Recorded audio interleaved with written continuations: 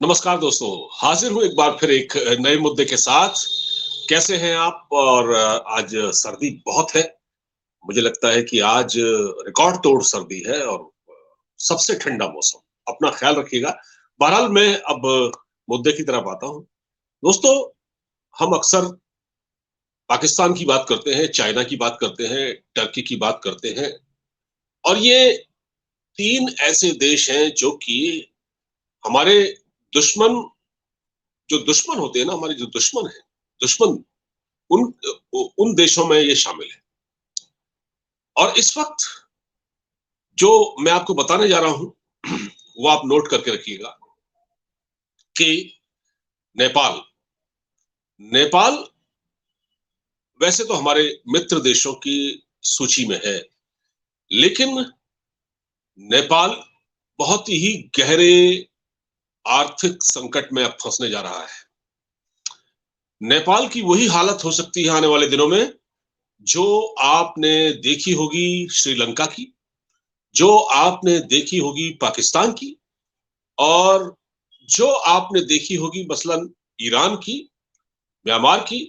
ऐसे देशों की स्थिति जो कि बहुत ही बदतरीन आर्थिक हालत में है, नेपाल उसी फहरिस्त में अब शामिल होने जा रहा है। और उसकी वजह मैं आपको बताता हूं क्या है। देखिए, दुनिया में जिस भी देश ने, ये ऑन रिकॉर्ड है, ये लिखी हुई बातें हैं, ये अखबारों में आर्टिकल छप चुके हैं, ये मैं अपनी तरफ से नहीं कह रहा हूं, ये ऑन रिकॉर्ड है और ये सत्य है, परम सत्य है कि जिस भी देश ने चाइना से दोस्ती करने की कोशिश की, चाइना उसको निगल गया। जिस भी देश ने चीन के करीब आने की कोशिश की, वो बर्बाद हो गया। मसलन श्रीलंका का उदाहरण आपके सामने है। भारत ने कितनी मदद की थी उसकी, लेकिन क्या हुआ? हम्बल टोटा पोर्ट चीन के कब्जे में है अब। और देखिए आप, पाकिस्तान आपके सामने एक उदाहरण है। पाकिस्तान तो चाइना का उपनिवेश है एक तरह से।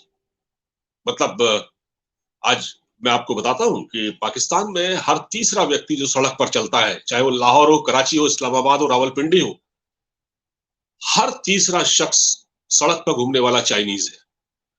चाइनीज मतलब पाकिस्तान चाइना में कन्वर्ट हो गया एक तरह से। बस ये बात एक मतलब कह सकते हैं उसको, दबे जुबान में कही जाती, लेकिन मैं खुले तौर पर कह रहा हूं। और यही हाल नेपाल का होने वाला है। नेपाल में क्यों हुआ ऐसा? नेपाल में अब तक शेर बहादुर देवबा की सरकार थी, नेपाली कांग्रेस, जो भारत के मित्र थे, और उन्होंने चीन के बहुत सारे प्रोजेक्ट पर रोक लगा दी थी। देवबा ने क्या किया था? देवबा ने भारत से मदद मांगी, भारत से लोन लेते थे, वो पैसा लेते थे, वो अमेरिका से पैसा लेते थे, लेकिन उन्होंने एक नीति अपनाई थी क्योंकि वो समझदार थे। उन्होंने ये देख लिया था कि चाइना अपना इन्फ्लुएंस बढ़ाएगा नेपाल में, तो उन्होंने चाइना से पैसा लेना बंद कर दिया था। और उन्होंने चाइना का एक प्रोजेक्ट भी, उसका ठेका चाइना की कंपनी को नहीं दिया, उन्होंने भारत को दिया। तो ये बातें चीन को बड़ी नागवार गुजरी। देखिए, वहां पिछले दिनों चुनाव हुए थे नेपाल में। और सबसे बड़ी बात देखिए, मैं नेपाल के बारे में बताना चाहता हूँ कि नेपाल एक ऐसा छोटा सा देश है जो कभी आर्थिक रूप से बहुत समृद्ध नहीं रहा। ये एक ऐसा देश, कभी वहां राजशाही रही, मोनार्की रही, लेकिन फला फूला नहीं, आम आदमी की स्थिति बड़ी खराब रही। वैसे तो नेपाल और भारत के बीच में रोटी और बेटी का रिश्ता है, लेकिन हाँ, मैं दूसरी बात कहने जा रहा हूं। नेपाल कभी पनपा नहीं। भारत ने बहुत पैसा दिया, भारत ने बहुत मदद की, लेकिन हमेशा ये चाइना की गोद में बैठे रहे, जो भी सरकार आती थी। लेकिन इन्फ्लुएंस चाइना का रहा, चाहे शेर बहादुर देवबा की सरकार रही, लेकिन वहां उनको थोड़ा प्रतिरोध का सामना करना पड़ा चाइना को। एकदम वो खुलकर नहीं बैठे चीन की गोद में। लेकिन अब पुष्पदहल प्रचंड आ गए हैं, क्योंकि पिछले दिनों चुनाव हुए। पिछले दिनों चुनाव हुए तो जो केपी शर्मा ओली और इनकी जो कम्युनिस्ट पार्टी है प्रचंड की, इनको चुनाव में सीटें नहीं मिली और ये सरकार नहीं बना पा रहे थे। लेकिन उन्होंने जोड़ तोड़ के सरकार बना ली, जोड़ तोड़ के सरकार बना ली, क्योंकि इनको शेर बहादुर देवबा को सत्ता से बाहर करना था। और शेर बहादुर देवबा किसकी आंखों में खटक रहे थे? चीन की आंखों में खटक रहे थे, क्योंकि चीन ने उनकी कुछ परियोजनाओं पर रोक लगा दी थी। अब इसके बाद जो कम्युनिस्ट सरकार बनी है प्रचंड की, यानी पुष्पदल प्रचंड, जो कि वैसे तो दिल्ली के जेएनयू के पढ़े हुए हैं वो, और उनका बयान भी आया था जब वो सत्ता में आए थे, और मोदी जी ने उनको बधाई भी दी थी। मोदी जी वो प्रधानमंत्री हैं दुनिया के जिन्होंने प्रचंड यानी पुष्पदल कमल प्रचंड को प्रधानमंत्री बनने के बाद सबसे पहले बधाई दी, और उनकी तरफ से भी रेस्पॉन्स आया। उन्होंने यही कहा कि हम भारत के साथ अच्छे रिश्ते चाहते हैं, लेकिन भारत को ये करना होगा। तो भारत को क्या करना होगा, क्या नेपाल चाहता है, तो इस तरह का जो एक सुर्री सी छोड़ देना, ये यही एक वो है, क्योंकि चीन अपना इन्फ्लुएंस, अपना प्रभाव नेपाल में बढ़ाना चाहता है। अब चीन दरअसल एक ऐसी परियोजना पर काम कर रहा है जो नेपाल के पहाड़ों पर, मतलब वो ट्रेन लाना चाहता है, ट्रेन लाना चाहता है नेपाल के पहाड़ों को काटकर, और उसके लिए जो कि प्रचंड खुद कम्युनिस्ट है, और चाइना तो कम्युनिस्ट शासन ही है चाइना में, और चाइनीज तो Chinese CCP, Chinese communist party, और ये इन्फ्लुएंस नेपाल में चाइना का बढ़ जाएगा। इससे भारत को दिक्कत हो सकती है, भारत को दिक्कत हो सकती है, क्योंकि आपको मैं बता दूं कि जब वहां सरकार नहीं बन पा रही थी, क्योंकि पूर्ण बहुमत नहीं मिला, न ओली को मिला, ओली की पार्टी को, न प्रचंड की पार्टी को, तो जब एक दिन पहले ही, एक या 2 दिन पहले ही नेपाल के किसी, माफ कीजिए, चाइना के किसी मिनिस्टर ने नेपाल का दौरा किया, और उसके बाद इन दोनों को आपस में बैठाया, केपी शर्मा ओली प्रचंड को, और दोनों की वहां सरकार बनवा दी, अपने प्रभाव का इस्तेमाल किया। हमेशा नेपाल में चाइना का प्रभाव रहा है। तो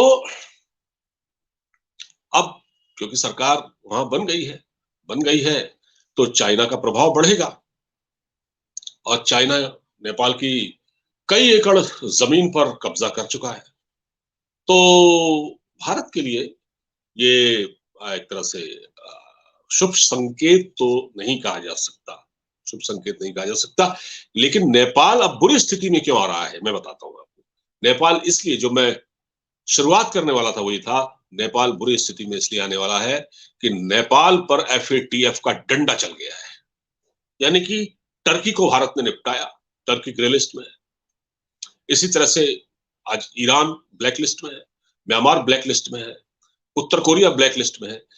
तो नेपाल जो है वो ब्लैक लिस्ट में तो शायद न जाए, लेकिन ग्रे लिस्ट में चला जाएगा, क्योंकि वहां पर जो कानून है, जो मनी लॉन्ड्रिंग से रिलेटेड जो कानून है, वो बहुत कमजोर है। उनको मजबूत करने के लिए कहा गया था, लेकिन नेपाल उन कानूनों पर मजबूती से काम नहीं कर पाया। इसका एक कारण यह भी है कि वहां राजनीतिक अस्थिरता बहुत ज्यादा है।